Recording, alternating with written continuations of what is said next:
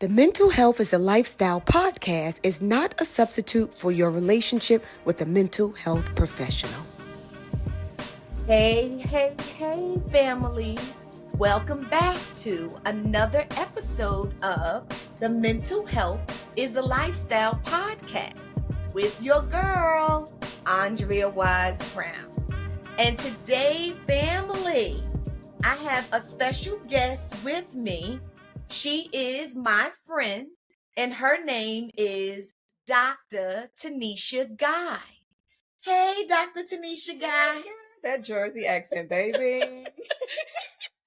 Do you hear Jersey? Yes, you know. No, I don't hear it. Yes, I still hear it. No, I don't hear it, and I thought that well, I'll tell you this: when I go back to Jersey now, people tell me I sound country. Yeah, they tell me that I sound country, and so yeah, Country. it's a little bit definitely Jersey. definitely Jersey. Okay, we got a little bit. Okay. Oh, listen. If you are just scrolling by and you haven't been here before and you're not a part of the family, I want you to be a part of the family. So please click this little bell so that you get notifications every time a new episode comes up, and subscribe to the podcast. Please. So do it in both places. Do it everywhere you find podcasts, and do it on YouTube. And share. And share. Yeah, there you go. That's right. Yeah.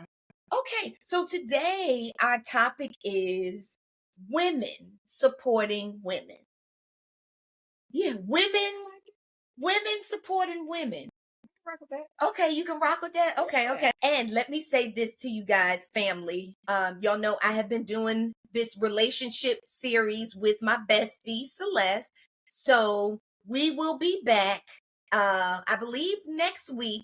We are doing, and I want y'all to do y'all's homework so you'll know who we talk about. Y'all know we are breaking down relationships. So we are doing Love is Blind UK. Yeah, that's her show. Celeste, she loved all of the love shows. Her and my daughter Ayana, they love Love on the Roof, Love in the Bathroom, Love in the Supermarket, everything love. Anywhere you can find love, that's what they love. And so they have pulled me in to watching these shows. And then my buy-in is I give a clinical assessment of the relationships and the people in the relationships, and then we kind of give our opinion on whether the relationships will work or not, but hoping that maybe you can identify some dysfunctional behavior, right? Red flags. That's right. Outside of yourself, but then even some red flags that you may have, or dysfunctional behavior that you may be exhibiting, and change it. So that's the reason, the intention for us to doing our series. So that series is on Netflix. So it's Love is Blind UK. So we're going to talk about those relationships. Yeah, I wonder, can you even find love and be in two different places where you don't see each other? Where you literally don't see each other and you're dating without seeing each other. I mean, I guess so, because that requires you to focus on these internal things that you're going to place more value on instead of this external shell. So right. I could potentially see that, but when they say love is blind, is it? Right. Well, and that's the thing, right? But I think that's the premise, right? It's falling in love with more than the aesthetics. But in old seasons of that show, did it work out?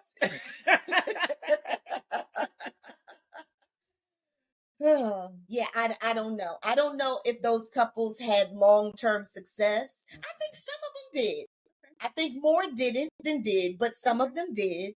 Because some of them were pleasantly pleased when they saw their person, but some of them were disappointed. Yeah, and they didn't really last that long. Yeah. So anywho, so that'll be that's forward coming. That would be, for the next few podcasts. But today we are talking about women supporting women. Okay, so a question that someone asked is, as we are aging, so now listen, the reality is this: we know that when we're little girls, it may be a little easier for most people to find friends with other little girls, right? So I would say, like, in forced social groups, forced meaning in cheerleading groups, or, Girl Scouts, because you're putting these in these small little subcultures, and you're doing the same thing, right? That the other person is doing. So there's so then you kind of gain some kind of connection, or even in school, like when you're in school, right? And that's a little subculture, and you meet people. If you're the only one, this the only one, we next to each other, we borrow each other's pencil. And so that's how a lot of bonding starts and friendship starts. But I'm just wondering, as we get older, I want to call you T, because that's what I call you, as my friend. But then, for the people out here, Dr. Guy, Dr. Tanisha, what should I call you so that everybody, I can call you T? You call me T Every anyway. day. Okay, so my question is, right, as we get older as women, do you think that it's still easy to find friends and keep friends? And before you answer that, because you know what? I did not introduce you properly. I just said you was my friend. Because you are my friend, but you also, let me just say this, y'all. So she is Dr., as I said, Tanisha Guy. And she's this amazing woman who helps other women, but you also help men too. She's a professor. She's a speaker, an international speaker. She's a mentor.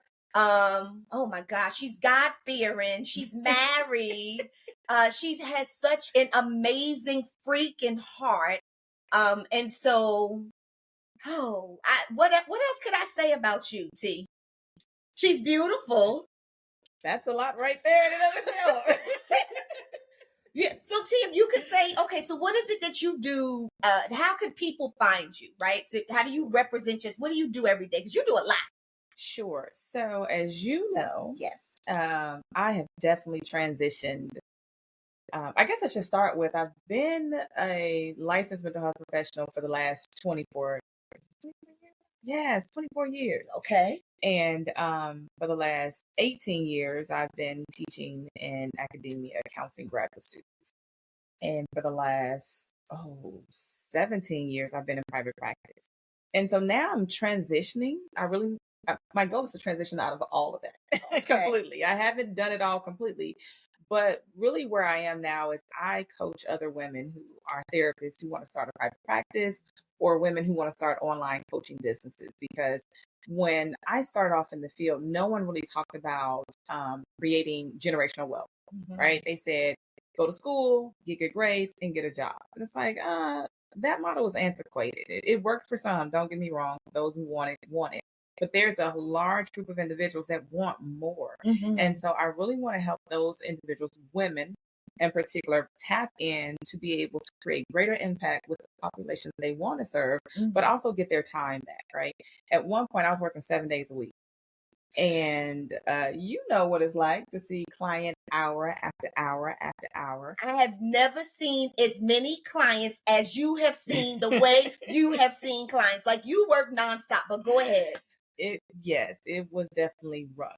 So I went from a 5-day week to a 6-day week. And then I was like, well, I'm going to throw Sunday after church. They're not going to want it. I was wrong. They wanted it. And so early on, I was really working 7 days a week, and I was working long hours. And the money was great, but I didn't have a life because I was too tired. And so now my goal is to help women understand that you can have greater reach, greater impact, add value to people's lives, but get your life back. And so for me, that's huge. I want people to know that you can create multiple streams of income and really not have to leave the house. Okay, that's so good. Let me ask you this, and I'll get back to the finding friends when you get older. But would you say that you are a workaholic therapist? Exiting therapist? Old me. Yes. Yes. I will say that, which is not good. It is not good. For anybody that says, I'm a workaholic and you wear that like an S on your chest, do not. It is a horrible addiction. That's good. And it is most likely an addiction to avoid something else. Oh, come on, T. And I can definitely be honest now and say that me being a workaholic allowed me the opportunity to focus on career and not my personal life. Oh. And so that area took a dive, and I made multiple sacrifices. And at the time I said I was okay with it because I wanted, right, to build this empire and focus on my career. And I did that. But again, that personal life, she was non-existent. So I don't advise anyone to go down that road. Oh, that's so good. Oh my God. It's so much coming up in my head that, I know that we talk about behind the scenes, but just even on that whole workaholic thing and not having balance in your life, right? And kind of hiding under work, especially when you perform well. Yeah. Like you perform well at work. That's why you can work 7 days a week. Because you can control that, right? You can control that. Right. I can control that. I could control that. Let me make it personal because it was about me. And control is really about the fear of failure. Right. And so you understand that there are certain things you can't control, i.e. people. I can't control a relationship. I can't control what you do in that relationship. But I can control over here how much money I make and how I make it and when I do it and where I do it. And so it was easier for me to focus my attention over there because that was something I can control. And I like feeling that sense of control than to really dabble over here and be like, I don't know what's going to happen over there. So I didn't put my energy there. Okay, this is good. And so over there, within your personal life, T is newly married. So I do know that that's probably a part of one of the things that you're talking about where you probably wasn't putting a lot of energy there. Nope, because I didn't want to be married. Right, you did. And I didn't want kids. You did it. You did it. Don't judge me. I said what I said. You did it. You did it. And y'all, this comes from a woman whose parents have been married for 40 years? Well, I'm 48. Oh, right. Okay, you right. You're right. Together a while. Right. No, so but T, if you 48, so how long have they been married? When I just think so, it's over 25 years. Yeah. Yes. Okay. So your parents have been married for over 25 years, and she is the only child, but yet and still, she was like, "Nah, I'm not really thinking about marriage. I want to kill this career."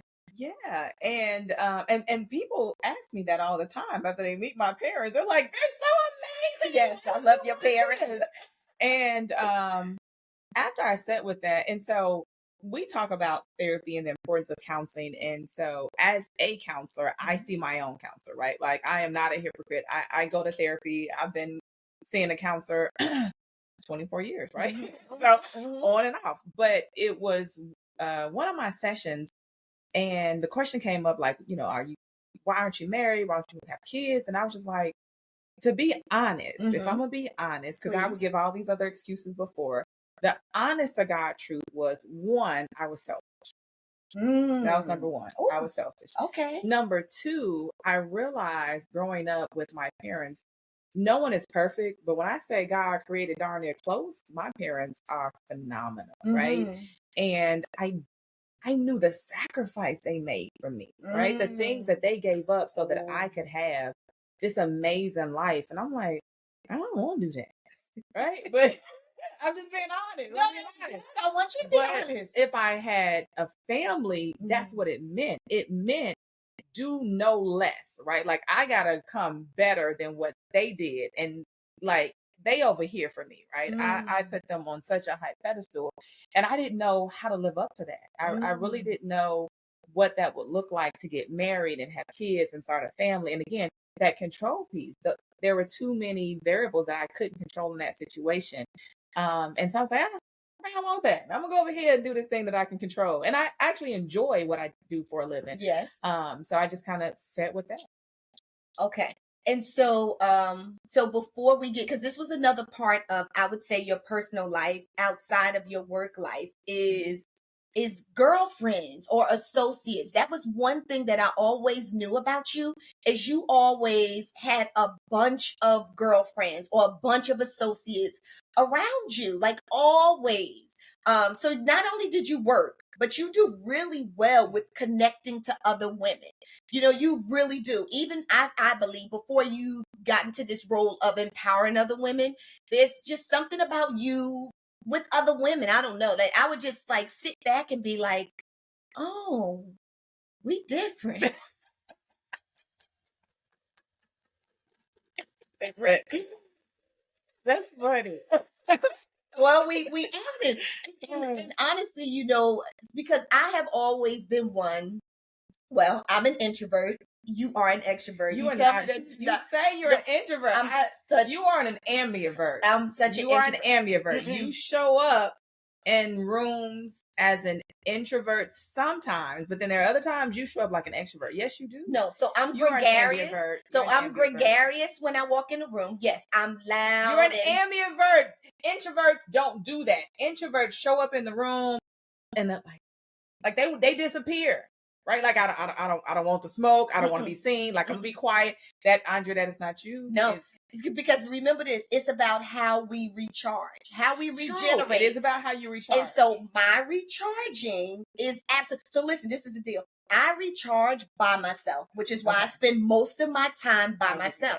When I get in a room with a whole bunch of people, think about this. When I get on a stage, it's me by myself. Like close to me, right? I'm talking to people because God gave me this gift and this yearning to inspire people and empower people. I want women to do well and all of that.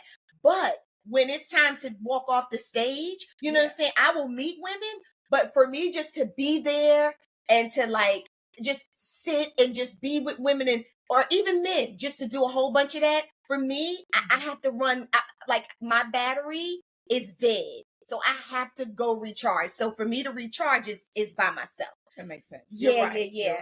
But years ago though, when I didn't understand that about myself, this is when I met you. And I would always see you with these other women. And then I knew you also pledged you are a Delta, right? Yes, I am a member of Delta Sigma Theta Sorority Incorporated. Right. And so that to me was interesting too, because you would always have all of your sisters around you. And every time I would come see you or whatever, I'm always by myself. Right? Every time I'm always by myself. Yeah, it is so true. It's so true. But you would always have a bunch of women. So, which is good. It's nothing wrong with that. We're just different in that way. But I just think it's really interesting.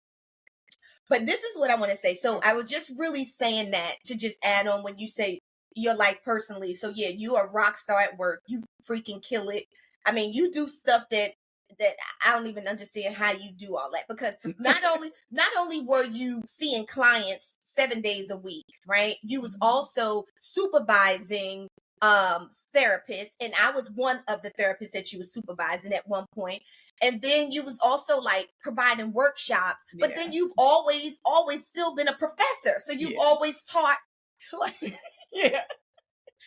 yeah. And so then what I'm saying is, okay, so maybe the relationship thing you wasn't really putting energy into, but friendships, that was a thing that you always, I think you've always mastered that. But let me just say this before I ask about getting older and connecting to women and having friends, because I shocked myself with this.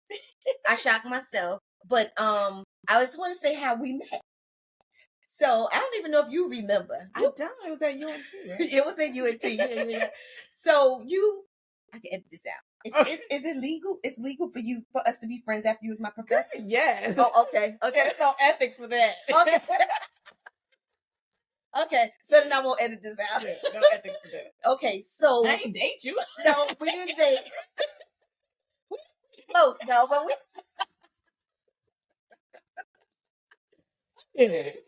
Okay. And see, and that's who I am, right? I don't have a whole bunch of friends, but when I connect to women, I like, I have these one-off friends. Like I love deep, deep connections. So that's why I don't really do well with a whole bunch of women, because then I'll be like, I get anxiety. Because who am I supposed to be? I need to be talking to one person. I can't. Anywho, so you were my professor at UNT and my master's program. And Long time ago. it was a long time ago. It was a long time ago. And it's so interesting. So of course I was here from Jersey. I moved here from Jersey in this master's program. And when I saw you walk into the classroom, I was like, the hair was hairing, the body was bodying, you know what I'm saying? The outfits was outfitting. And I'm like, okay, that's the you're the teacher. So, and then you start doing your thing. And I was like, and she's smart? Like, oh my gosh, okay, like, I like her. Because, that's how I get attracted to people, right? When I kind of feel like we vibrating, you know what I'm saying? On the same, what do you call it? Like on the same plane or whatever, right? Energy meets energy. So I'm like, I was attracted to, I'm like, okay, no, I want to get to know her. And I'm doing my head like this because, when you speak, you're very dynamic. So you move. Yeah, I'm walking around the room. I'm in your face like, so what did you say?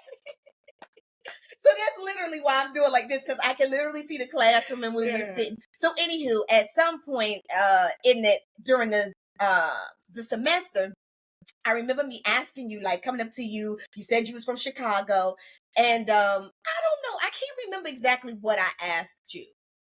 I do think you wanted to do like some research or something together. And I was like, I did. I wanted to do some research. Because that's how the research started. I was doing it in Chicago on the relationship. Okay. But I don't know what made me say relationships to you. I don't know what it was, but maybe it was it was something, a project with you. Mm-hmm. And I remember telling you something about one day I want to be Oprah Winfrey. Like that. And then you look at me, you was like, I want to be Oprah Winfrey.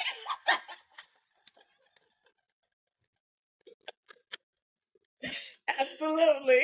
And in that moment, that was when our eyes was like, blung.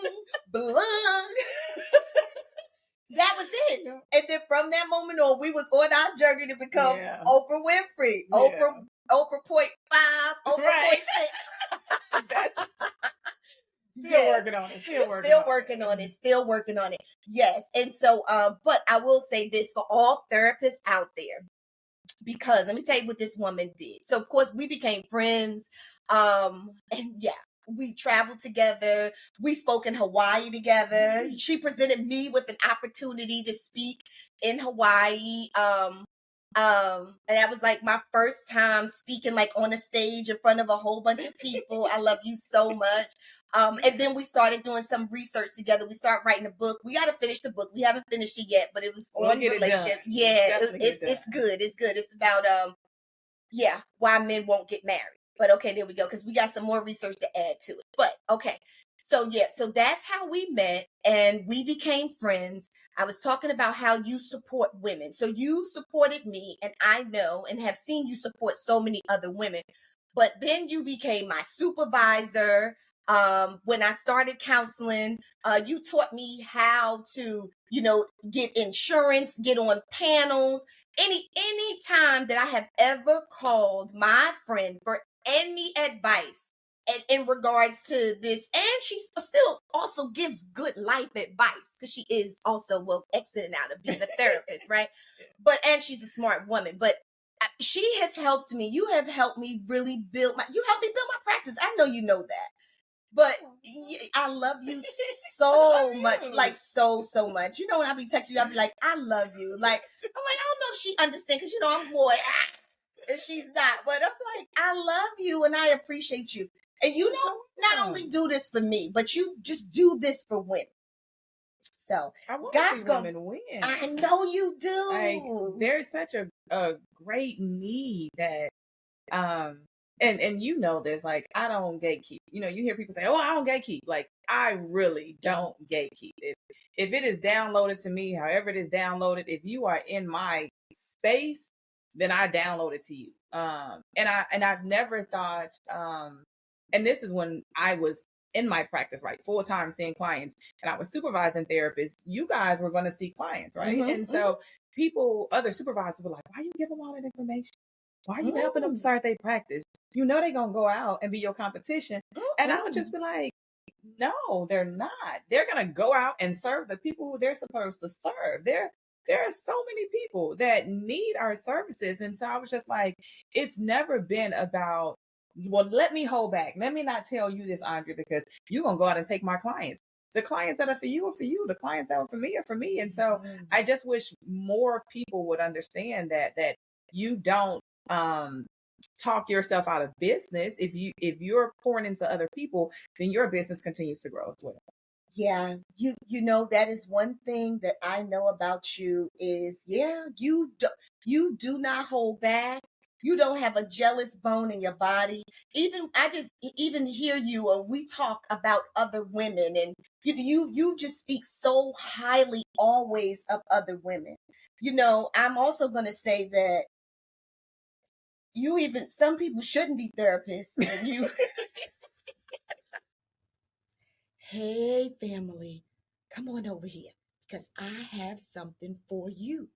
Starting off with a go to guide for keeping your minds healthy and strong. This right here is the Bible to mental health. It's your mental health Bible. The name of it is Six Pillars to Power Up Your Mind and Make Mental Health a Lifestyle. Everything that you need to know about keeping your minds healthy and strong is in this go to guide. Where you get it from? Well, you get it from awisebrown.com/shop. But in this go-to guide, honey, in this mental health Bible, you know what you're going to find out? You're going to find out the benefits of aromatherapy, and how it can shift your mood. But guess what? You don't have to go anyplace else to look for your aromatherapy because your girls got you, okay? You can get some aromatherapy here. This is aromatherapy is in this candle. This is called a slice of happiness. It makes me tingle, like literally makes me tingle. A slice of happiness. This is a cruelty-free candle with no parabens, no formaldehyde, and no known suspected carcinogenics. Now, you know, you go out here and you find these candles that smell good, but are they good for you? Are they good for your brain? Come on now, get real with yourself. Well, this one smells delicious and it's good for you. Made with essential oils. It's a soy candle. Amazing. You can burn it or you can just walk by and smell it. Lord have mercy, it's so good. Okay, so that's your candle, your aromatherapy, which raises the dopamine in your brain. That's your natural feel good. Neurotransmitters in your brain. All right, y'all. And I'm a part of you. You're a part of me. We are a family. We got hoodies now, and these are unisex hoodies, and they wear well, they wash well, and they feel so good. So you can wear them over your clothes, you know what I'm saying, and look dope, or you can wear them as your clothes with nothing under them, which I like to do often. And when you travel everywhere, I mean, every time I wear them, I'm moving around. People are always asking me whether I'm traveling, going to the supermarket. What's that? Who's that? And I'm like, mental health is a lifestyle. Because see, this is on the back. Okay? They come in white and they come in black. I'm like, join the family. Mental Health is a Lifestyle podcast. So there you go. Family, don't you ever say that I ain't give you nothing. You get all of these things from awisebrown.com/shop. All right? I got your goods. I got you. You don't have to go anyplace else. I'll see you on the other side.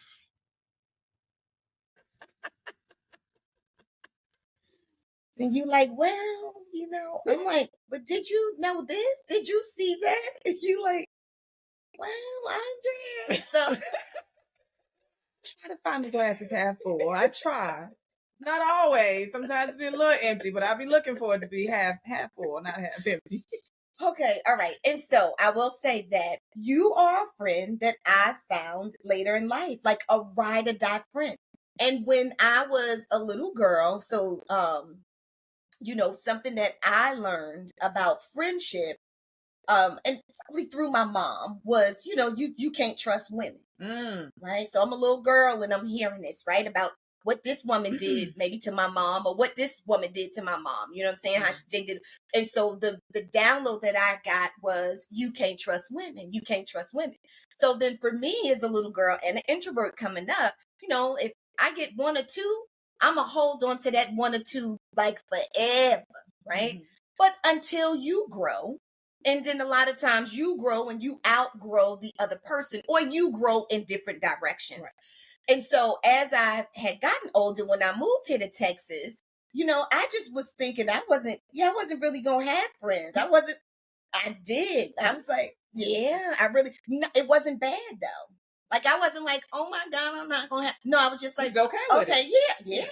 Because I had my daughter, you know what I'm saying? Like, I was just like, what, you know, at the time I had my husband, so I didn't need friends. That was my thought I really, really didn't. That's what I thought, right? I had my family. So, but anywho, the great thing is that, yes, in my older age, I found friends, and you would be one of them. And then I have a few more friends who are y'all are my best friends. And this is at an older age. So, and the reason why I'm saying this is because I don't want women to think that you can't find deep, secure connections with other women at any age, even in your older age. Because sometimes some of my clients will tell me, like, you know, well, they keep toxic relationships with toxic people in fear of not finding others, or fear of being alone. But I am here to tell you, whatever you desire desires you. Like, they're out there because God wants us to live abundantly. Okay, so now T, could you please tell us, what are your thoughts on women finding other women and connecting to other women supporting other women? Is there benefit in that?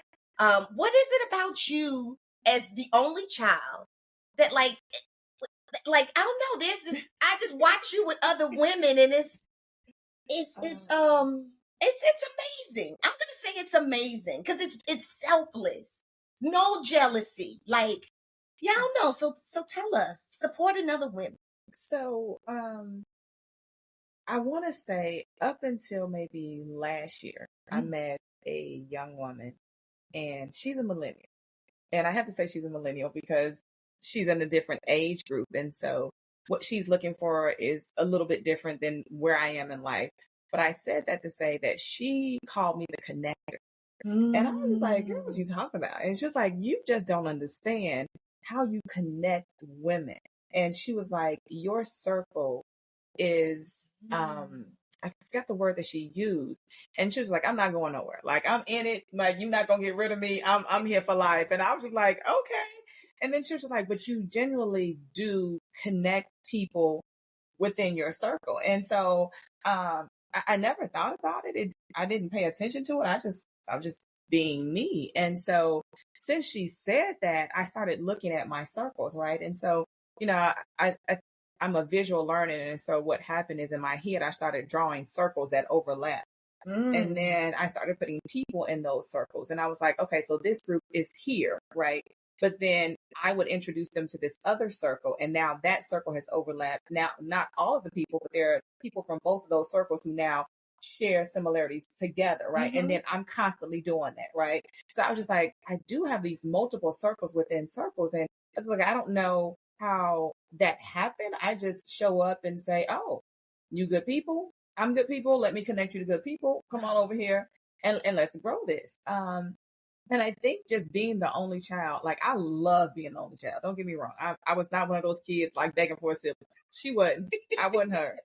I loved it, but I've always been a team person, a group person. And so I played sports, and they were team sports, right? And so for me, it's always been about the collective. And I didn't understand that before. I just thought, oh, I like to have fun with people. I like this circle of community of people.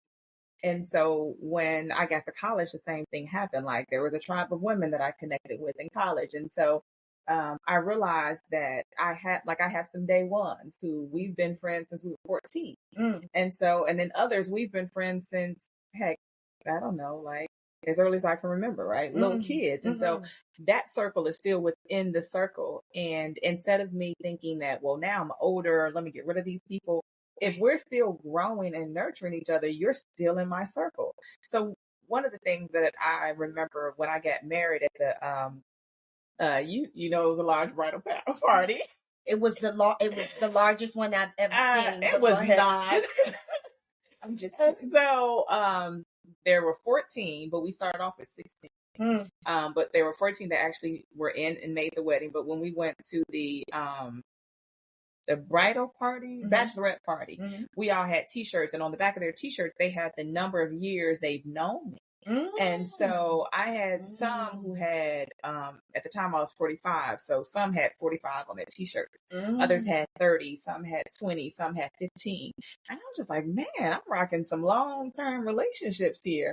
And it never dawned on me until I saw them standing there. Like, I felt encouraged knowing that all these years I have supported these relationships. I haven't, always been there, but I definitely try to show up when I can, enough for these women to be like, I'm going to show up for you on your wedding day. And so I think now when I think about relationships as an adult, you can still have them. They're just not as easy. And I think that's because the older you get, depending on the relationship that you've had, you begin to build a narrative, right? So my narrative is women treat you, they give you the energy that you give them. Not always, but for the most part, I've had some very pleasant encounters. But had I been someone who came across some real toxic women, right, who just wanted to see me fail, I would probably begin to build this narrative that you can't trust women. Women are backstabbing. Women, like, I don't like women, right? And I hear this very often. Women will say, I don't have any women friends. I don't like women. I can't trust women. And that's a very general statement, right? And so it's easier to say, I can't trust the women who've been in my circle. That's good. Versus to say, I can't trust women. Because I know that when I show up and I authentically treat you the way I want to treat you. I'm not sleeping with your husband. That's right. I'm not talking behind your back. That's I'm not right. wishing you ill. That's right. If you post on social media, I'm going to like it. I'm going to drop a comment, right? I'm going to say congratulations. I'm not the lurker in the background like, I just wish you don't do that, right? I think if those are your experiences, then you would say, let me keep women away. But some of that is also, as I've grown older, being a therapist, going to therapy, I do work, right? And so I've had several times to look in the mirror and be like, ooh, do you like that about you? Right? Like, I don't like how I'm showing up. So let me show up differently. And that's hard. That accountability piece, it's really hard to look in the mirror and say, maybe I'm in these toxic relationships with women because I'm the toxic. Oh, that's so good. That's so good. And I think that's where I had to sit like, nope, I'm not the toxic one in this relationship. So let me make sure I keep doing my work so I'm not the toxic one. Okay. But if you've only had toxic relationships, how do you know that it's a toxic relationship? Well, and not only that, if you've only had toxic relationships, how would you know that it's a toxic relationship? And how would you know if you're the poison that's making it? Right. That's right. That's so true. Which is why we say go to therapy, right? Because I also go to therapy. I love therapy. I've been in therapy for years, off and on, like you say. When something occurs, I might need some to rebalance. I might need my oil change, so I have to go back. So no, that's good. But let me ask you this: women supporting women. Is there ever a time for you? You know my answer to this. But is there ever time for you to cut the relationship, cut a woman off? Someone in your life? Because I get a feeling that you don't cut anybody off. When you start so much circles on top of circles on top of circles. Had you asked me that a couple years ago, I would say no. But today, yes, right? I stand 10 toes down on protecting my peace. And there are some relationships that I have had to remove myself from because it doesn't protect my peace. Oh, that's good. I want to make sure that people who are in my space generally want to see me win. Yes. Right? Like, because I see people win and I get happy. Like, when you win, I'm like, yeah, know, right? But when I don't get that same energy, right? When people are in my space and when I'm winning, they're like, "Ooh, get him out of there!" right? Like, what's your problem with me? What did I do to you? Jealousy. Right? The problem wasn't with you; it's with them. It's with Right. themselves. So now I Take that realize, somewhere. like, I, I need to remove you. Or the idea that when you hit me with this, now before it wouldn't bother me, but when you hit me with this today, your life always been good. Exit stage left. Oh, that's so like good. you can't tell me my life has always been good. Just because you've seen what you've seen doesn't mean it's always been good. And so I'm like, that sounds like you no longer need to be in this. Oh, tell me what about that triggers you? Because my life ain't been good. But look, so for me, but no, for me, when I hear that statement, it makes me think. You know, like I'd be thinking, like, why are you assessing my life? Like, you know what I'm saying? Like, how you in my life, but yet you're assessing my life. Like a friend of mine told me before. Well, she's not a friend anymore. She wasn't probably ever my friend. But she said to me, she got up in front of everybody. It was at a book signing. And thank God I had like so many people there and they were supporting me.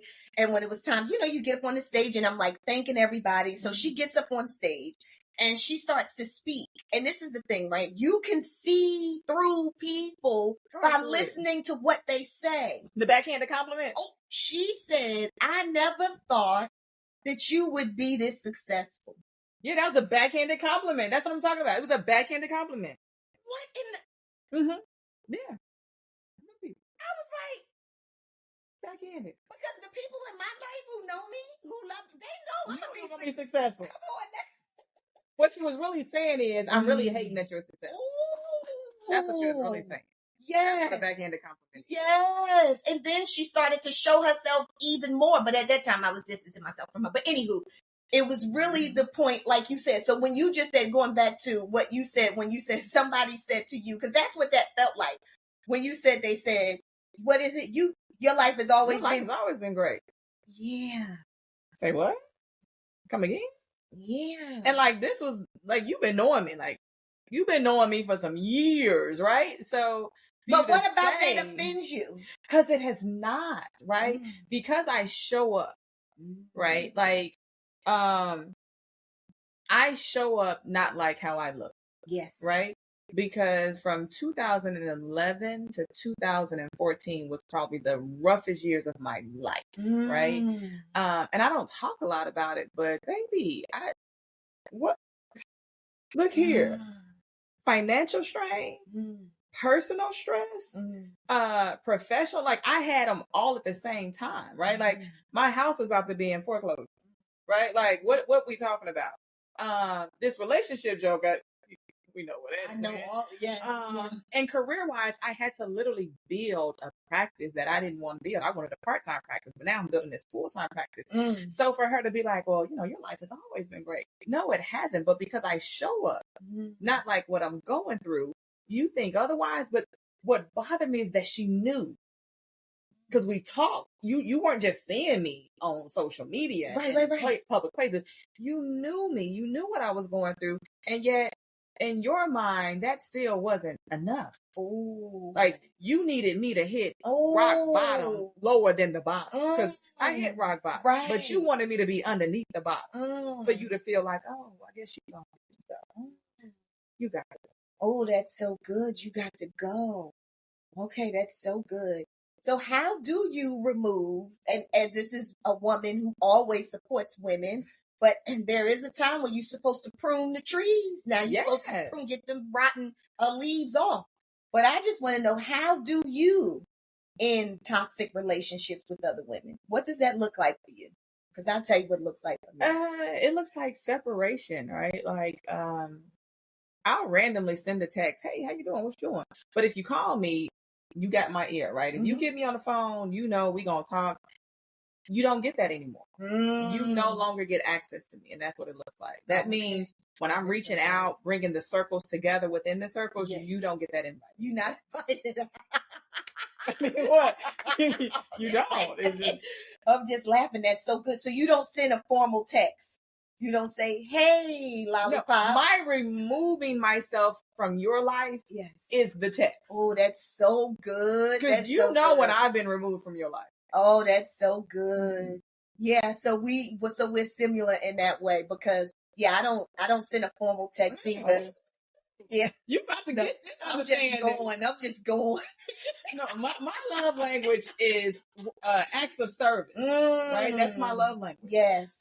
And so because of that, my love language is acts of service and material things. So you know that we're no longer in this when I pull them services away. When I pull those things away, whatever they may be, financial, information, it's removed. I don't need to send you an informal text, nothing. Oh, that's so good. Yeah. And mine is, what's the one with the time? Time. Yeah, it's time, right? And I told you when I love somebody, I'm attracted to somebody, or when I think of friendship and love and partnerships, I spend time with you. I do not just randomly spend time with people. I just don't do it. But when I do that, like, oh baby, you got me. And when you got somebody loyal, I got your back no matter what. I'm fighting when you fight. Whatever I have that you need, I'm gonna be there. You just gotta let me know. Yeah, and when I'm done. Oh yeah, you can't get me no more. It is the running joke in my family that I am a Taurus. Okay. And so is that a joke? No, that's the serious part. That's the truth. I am a Taurus. Okay. But the joke is, I will definitely give you the shirt off my back, right? And as long as you don't bother me, the bull won't bother you. But you bother the bull, it's going down. Beast mode. Yeah. It is beast mode. And so people that know me are like, oh, she's so sweet. She's this nice. I am. But I promise you, if you get on this bad side, my Chinese horoscope is a dragon and I spit fire. Oh, really? I've never seen that. Because you don't need to. The people need to see it. Oh my gosh. Yeah. No, that's good. Yeah. Yeah, when I'm done with somebody, I'm done. And they know it. And so, because that's punishment enough, you know that. Right. Yeah. Because you're amazing, right? I think I'm good people, and I think I try to bring good people together with other good people. Yes, no, you do that, and I feel like I show up in people's. I'm not really good with bringing good people. You know, that's just not my thing, right? You can corral people. That's your thing. And for me, I told you it's that interpersonal one-on-one. Yeah. So that is true. Yeah. But I want to get better. I want to get better, honest to God, at bringing women together, lots and lots of women together. But I think you've already started that because you've already shifted the narrative when you said, I now understand that you can develop these relationships older in life. Yeah. So that was a shift in the narrative that is now going to show up in your behavior. Your actions. It is so true because now that I'm open for that, my friends are the ones who got me to be around other women and and I love it. Like, I really, really love it. It's so much fun. Absolutely. And you learn so much, right? Like when I'm in a room and I'm like, oh, I need to get in other rooms because if I'm the smartest person in this room, there's a problem. Oh, yeah. Right? Like, I'm constantly looking for these other rooms because I know I'm going to pour into you in this room, right? But if I don't have anything else to pour, and you guys don't have anything to pour back, let me get to another room. Ooh, I'm going to go get that. I'm going to bring it back to you all, but I at least need to be in those other rooms so that I can get that pour back into me. Oh, that's what I'm always thinking is just like, I need to continue to move in these different circles because the minute I become the smartest person in that room, that's a problem. And I don't think I'm that smart. So like, I need to get some more information, right? I need you to get some more information so that we can nurture that. And so that's why I think building the circles and connecting other women and opening it up is so powerful. No, I totally agree. And I also agree with not being the smartest in your circle. And I think being smart in certain ways, but the women who are in my life, you being one of them, are smarter than me in one way or another, right? So I have my little smart area, right? But then because we all need to build something each other. to the table. Come on, right? now. Like, I need you to be an expert in your wheelhouse, in your wheelhouse, in your wheelhouse. Yes. And those circles work for me. But when we're all in the same wheelhouse, they're like looking at me, I'm like, I don't have nothing else. I can't give you anything else. So I need to go to another circle. Yes. Oh, that's so we good. can bring something back. And bring it back. Oh my gosh, that is so good. Okay, so I just want you to I want you to tell everybody right now in your life where you are with this whole thing of supporting other women. Like there's this new thing that you're doing, right? Yes. So tell us what you're doing. So in January, I launched a new project called Girl You Got This. Oh. And it is all about empowerment, from the brunches to dinner parties to vision board parties. It's all about empowering women. And so throughout the year, I've been focusing on these different series. And it's just literally about that. Like, let me pull you up. What you need. If I don't have it, let me go pull in another woman who got it to pull you up. And so from the Girl You Got This series, the next project that I've really been working on is the Legendary Clinician Academy. And the Legendary Clinician Academy, it's about helping women therapists create these multi-figure empires, right? Like, I don't want you to think of a private practice. And I hate when people say this, my little business. How your little business going? I don't know, because you call it little. Because this business ain't little, right? Like, I want women clinicians to understand that there's so much power that you have and the knowledge that you have, that it's not a little practice, right? That you don't have to work for somebody's 9 to 5. You can if you want to, but understand there's this massive world out there that needs your resources, that you can actually start creating generational wealth. And nobody's 9 to 5 is ever going to create generational wealth, because you can't leave that. That's not a legacy. You can't die and say, I'm going to leave this company to somebody else. It's not your company. And so I really am focused on now helping women clinicians empower themselves and grow these businesses, and understand that generational wealth is on the other side of you pushing past yourself. Oh, that's so good. And I didn't say this about you, but you're an author. Yes. Yes. Now this is funny, because this allowed me to step outside of my comfort zone. Okay. When I finished my dissertation, which was 19 years ago. Wow. I know, right? You getting up there, girl. As soon as I finished, I was like, I'm about to write this book, right? I'm about to write this book. 2005. I didn't write the book. Even though I had written a 275-page dissertation, all I had to do was cut and paste, right? Let me edit it. I didn't do it, right? And so fast forward, every year I was like, I'm gonna write this book, y'all. It was like, yeah, okay, it's coming. So finally, I just stopped talking about it, because my mom and dad was like, yeah, girl, you ain't going to write no book. And I was like, I am really going to write the book. So in 2021, I was like, this is it. I'm going to write this book. And so I just went to my computer and was like, what is it? What space am I in now? What do I need to help people with? And I was just like, helping therapists. So I wrote the first book, Private Practice in 30 Days, the things they don't teach you in school, the business side of private practice. And I took everything I really had and was like, bam, this is what you need. So this book really helps clinicians get started and understand these are the things you have to put into place structure-wise so that you can grow it and scale it. And while I was working on that, I was like, you know what else I do? I talk a lot about listening. Right? Because as therapists, we understand that because you hear someone doesn't mean you're listening to them. And constantly hearing my couples say, oh, we have poor communication. I was like, I don't think it's a communication issue. I think it's a listening issue. I think you know how to hear, but you don't know how to listen. So right when I finished the Private Practice in 30 Days, which took me a month, I stayed on the computer and started writing Stop Hearing and Start Listening, which is a book to help people improve how they communicate by teaching you actually how to listen. Because you and I both know that we had to learn how to be good listeners, right? Because when you sit in your first session, you don't hear not one word. For all you future graduates in the field, let me tell you, you're not going to hear not one word. It's going to sound like wah, wah, wah, wah, wah, wah, wah. And you're going to shake your head and be like, and they going to think you was listening, but you wasn't. You was too busy thinking about what you was going to say next in your head. You heard the sound, but baby, you wasn't listening. But you learn to listen. You learn how to walk away from a session and you can probably pare it back or paraphrase back every single thing they said.